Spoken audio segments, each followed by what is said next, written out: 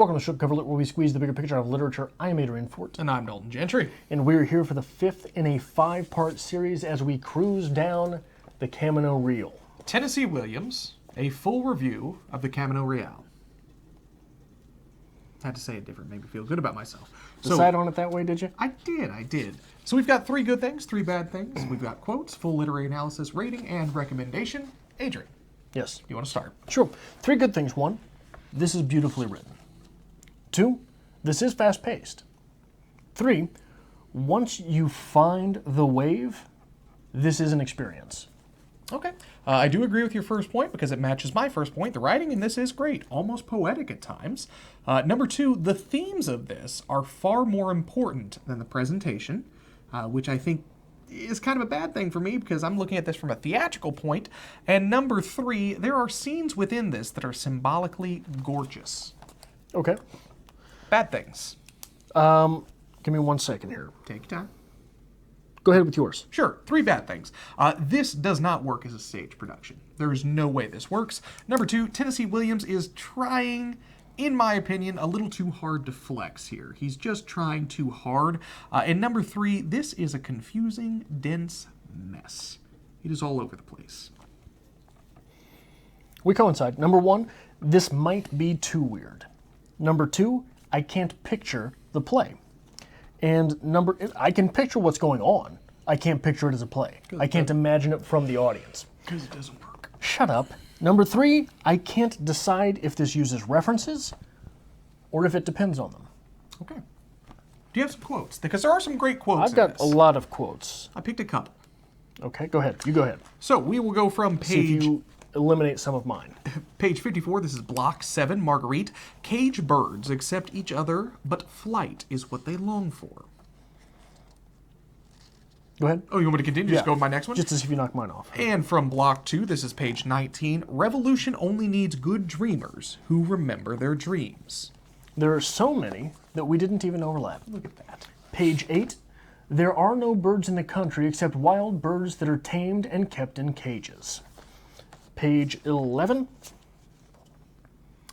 Sometimes we sleep too long in the afternoon, and when we wake, we find things changed. Page 18. Fury is a luxury of the young. Okay. 21. Generalissimo, the survivor, is no longer surviving.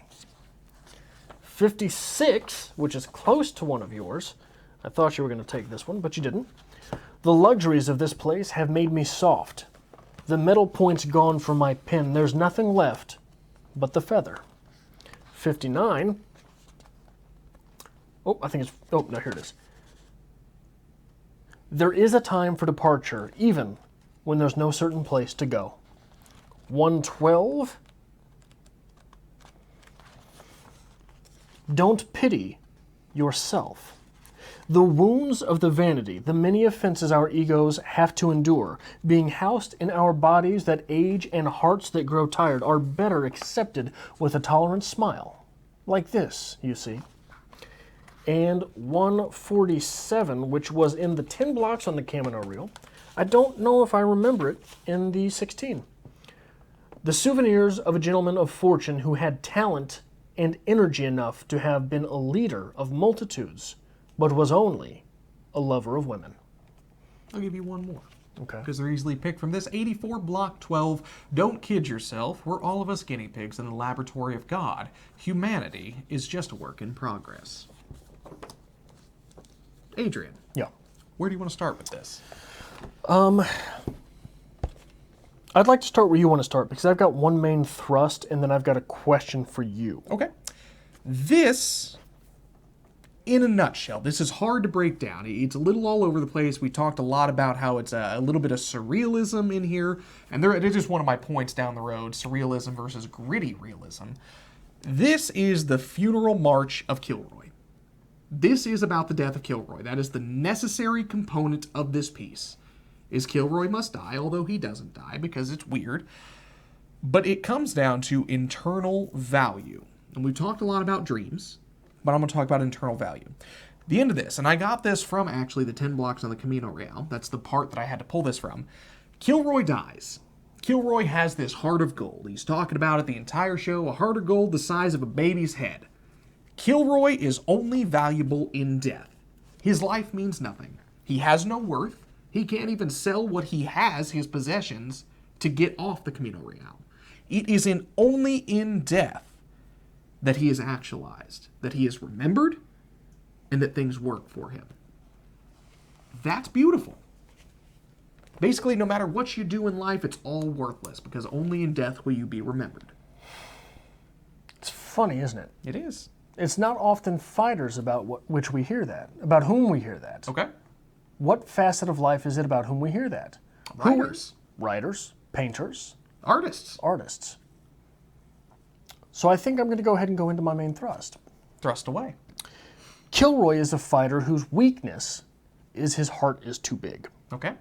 Jacques, his weakness is he is a lover who fell in love. Lovers don't fall in love. Not with one person. Lovers are just lovers. Okay. Marguerite's weakness is she is a streetwalker who wants to leave the streets. She wants to leave the Camino. Esmeralda's weakness is that she is the wild gypsy woman who really isn't all that wild. Okay. All of these people carry with them some core contradiction to their persona. The only two who are unblemished, Quixote, Okay. whose entire existence is dreams, and Byron, who leaves to reclaim the persona. Okay. He leaves to reclaim that thing which he is known to be, not that thing which he is. He's not able to write the poetry anymore. He leaves because he thinks reclaiming that persona will reclaim what he is. At 24, considering himself a failed writer, Tennessee Williams had a nervous breakdown and left his job, walked out on him. He did not become a success until he was 33 with the Glass Menagerie. During these intervening 9 years, there were undoubtedly many occasions when he considered quitting and considered himself a failed writer. Okay. That would be stuck on the Camino Real. Okay. If there is a mouthpiece for Williams in this piece, it is perhaps Byron. Interesting.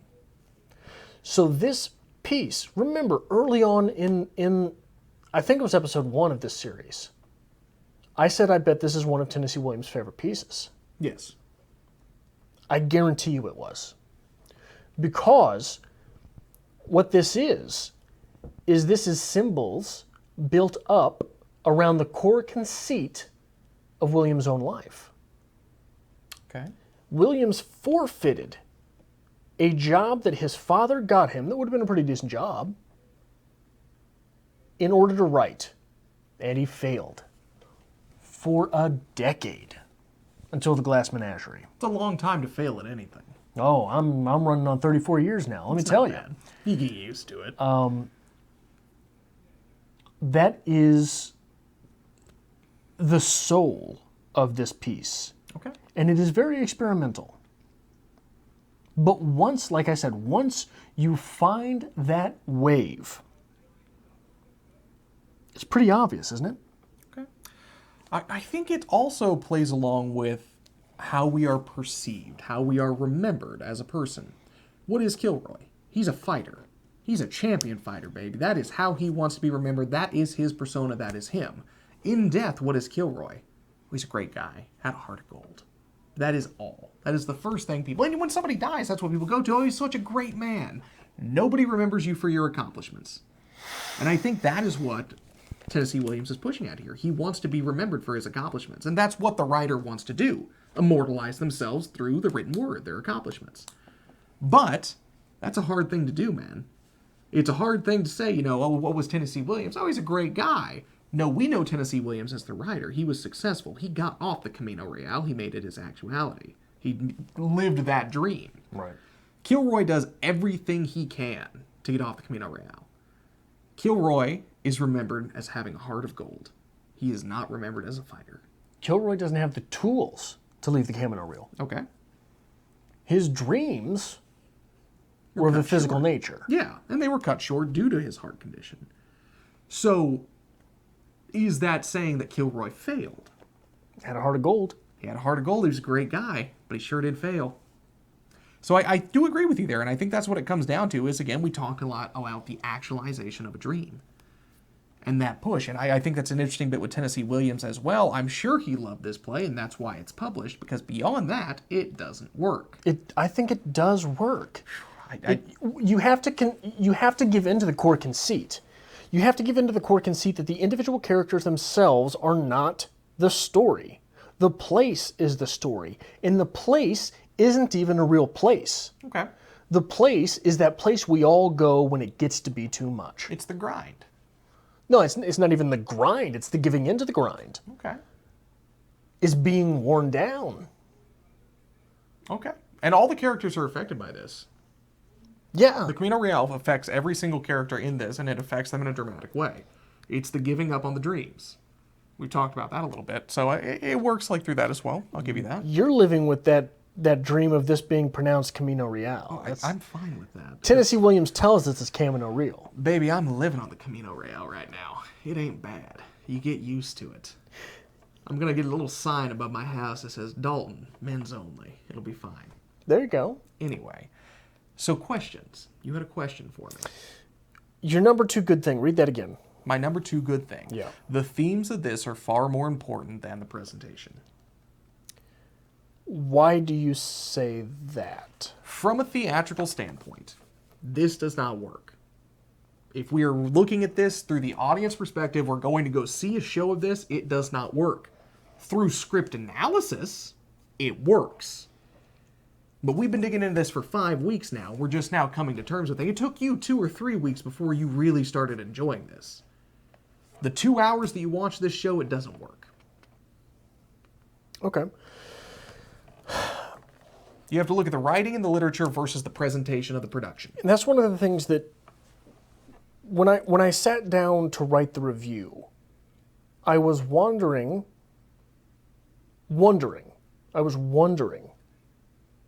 if when watching this, you would be able to remember Jacques as the lover. Okay. If you would be able to remember Marguerite as the streetwalker. Right? So those things, we're reminded watching them, or reading it, we're reminded every time it comes up because it's written down. Correct.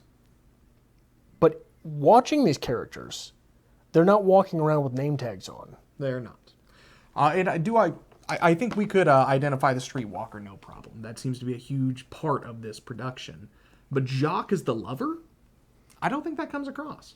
Well, but so part of the trouble with that is Jacques is listed as Jacques. Yes. You know, he's not listed as the ladies' man. We are reminded as many times in text as we are via dialogue that Jacques is Casanova. So that would be, but is that mental distance in time too much to remember that character designated as such? Do you see what I'm saying? I think from a viewing of this, you would come across saying, he's the romantic character.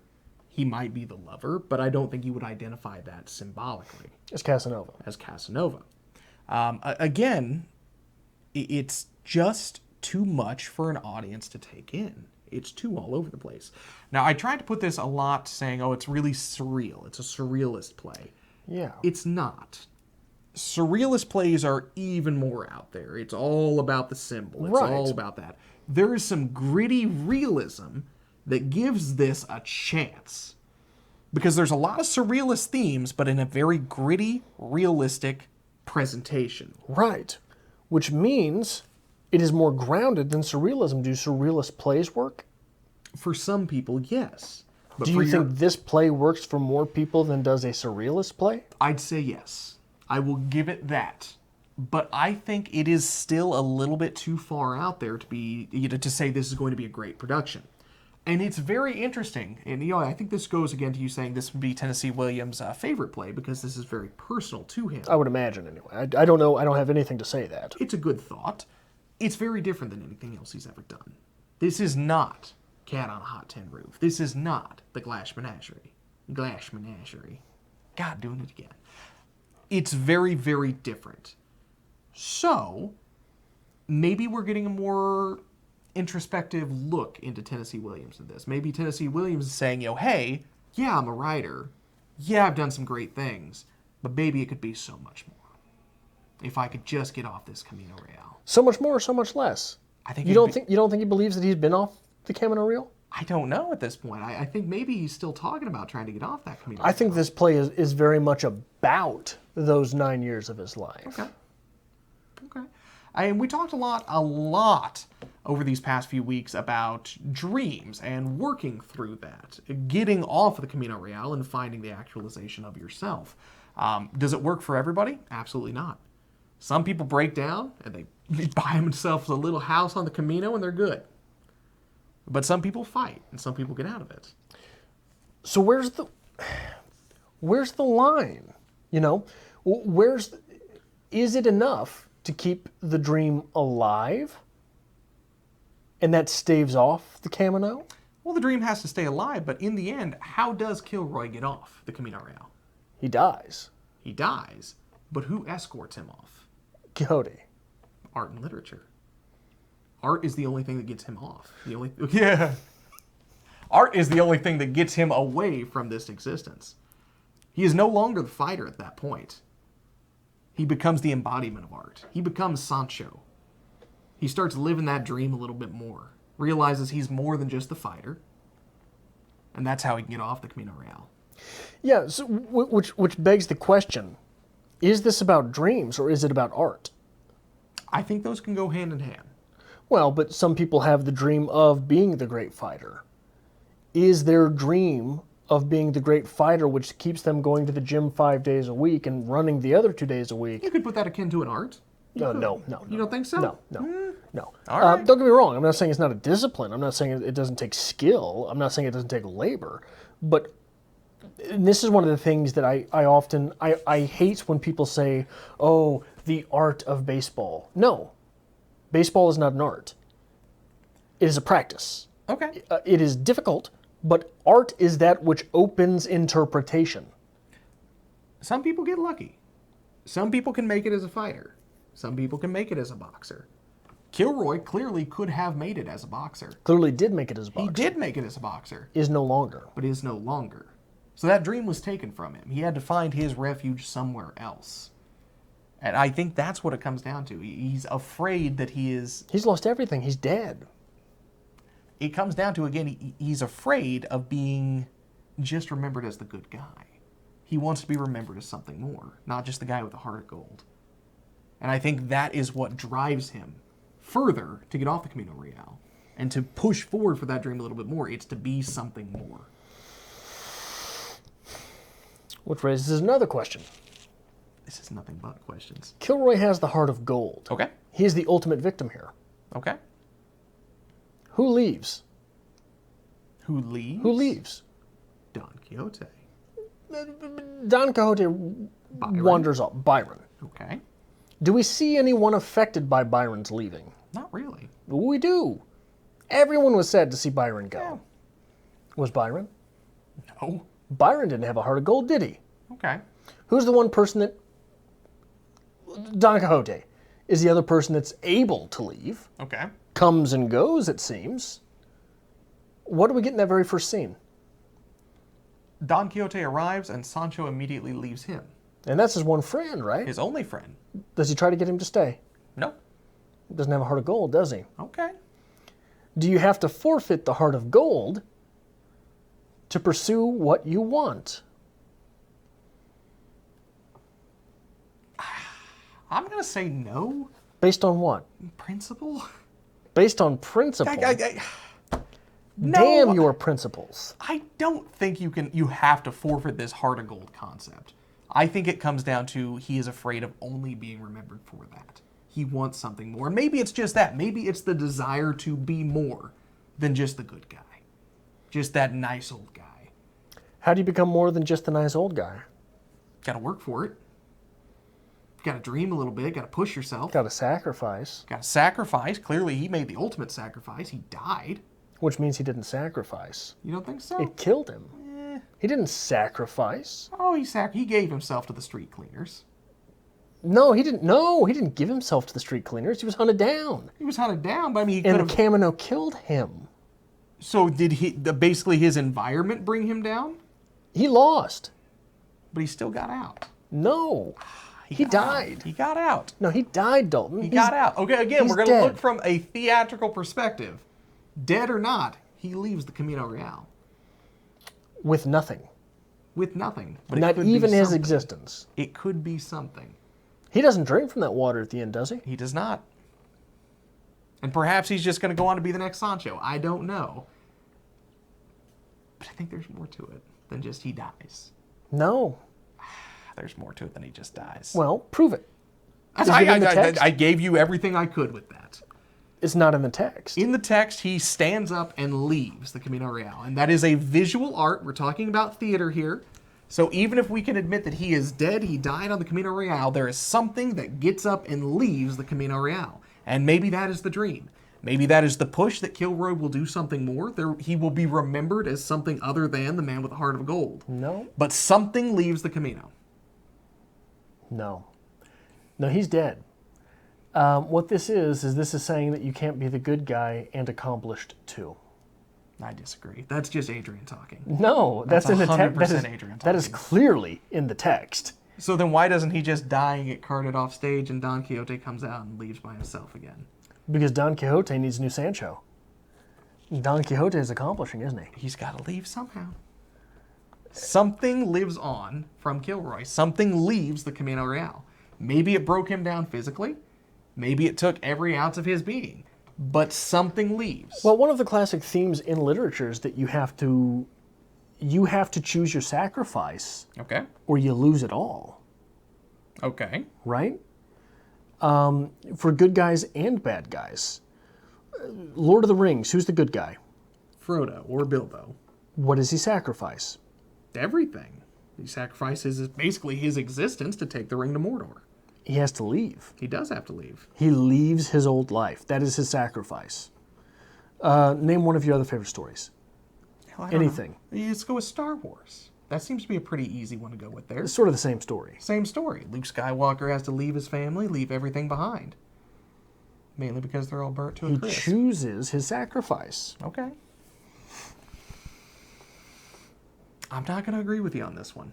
I'm telling you right now, something leaves the Camino Real. Maybe it's the fleeting idea of, what's left of Kilroy's dream, his memory, or something.